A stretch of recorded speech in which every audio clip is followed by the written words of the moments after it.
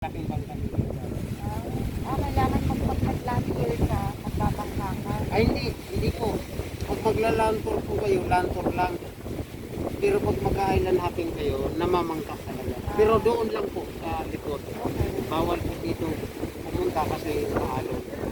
Advice po ng Coast Guard yan. Bantay doon, Coast Guard, marami. Pero mag-i-enjoy naman po kayo dito. Kasi may buffet lunch na po. Matagal. Mamasyal kayo sa mga island. Meron pa po ngayon po. Ay mamaya po wala.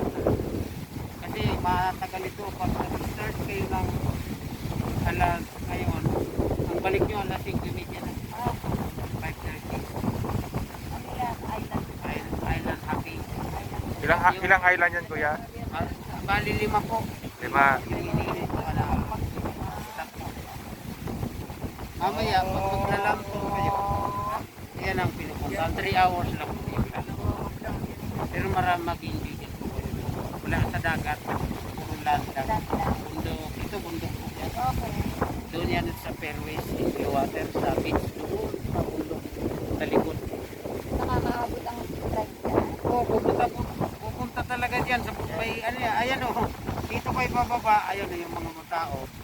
Yan po kayo bababa, maglalakad ng walking distance lang. Yan na kayo sa may bunganga, ano po iba. Mas enjoy din po